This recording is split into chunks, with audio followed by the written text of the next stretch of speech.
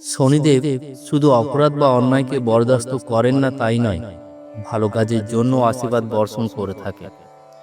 দয়ালু, পরোপকারী ও ভালো কাজের মানুষকে অগাধ আশীর্বাদ বর্ষণ করে থাকে। হিন্দু ধর্মে ও পুরাণে বহু দেবদেবীর নাম ও গুরুত্ব উল্লেখ রয়েছে। হিন্দু ধর্মে শনি গ্রহের অলৌকিক ক্ষমতার কাছে নতি স্বীকার করেন দেবতা থেকে সাধারণ মানুষ।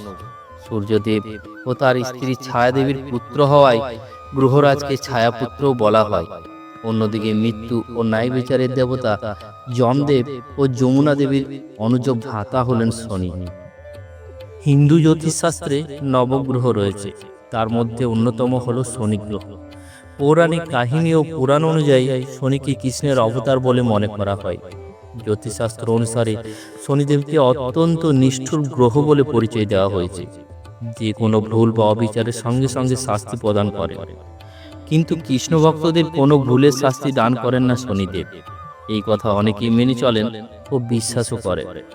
শনিদেব শুধু অপরাধ বা অন্যায়কে বরদাস্ত করেন না তাই নয়, ভালো কাজের জন্য আশীর্বাদও বর্ষণ করে থাকে।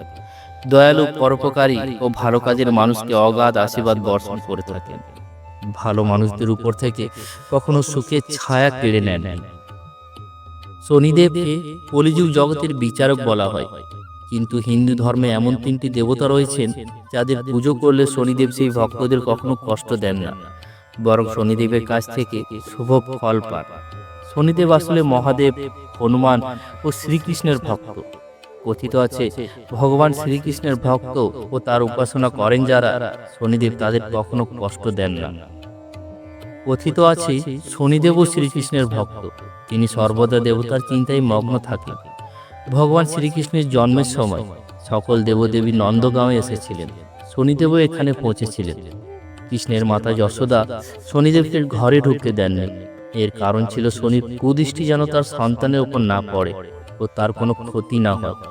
এতে শনিদেব খুবই দুঃখিত হয়ে পড়ে এবং তিনি নিকটবর্তী বনে ধ্যান ও তপস্যায় চলে যান।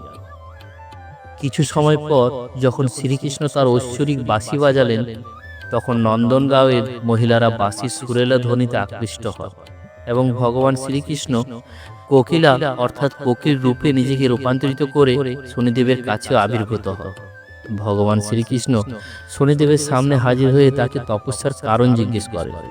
শনিদেব তখন বলেন, আমি তো শুধু ন্যায়ের দায়িত্ব পালন করছি, তাহলে আমাকে নিষ্ঠুর ভাববে কেন? এর সঙ্গে শনিদেব ভগবান রূপে শিশু কৃষ্ণকে দেখতে না পাওয়ার দুঃখের কথাও বলেছিলেন। এরপরে ভগবান শ্রীকৃষ্ণ শনিদেবকে বর দিয়েছিলেন যে যারা তার উপাসনা করবেন তারা তাদের কষ্ট থেকে মুক্তি পাবে, ও শনিদেবকে নন্দনবনে থাকতে বলেছিলেন।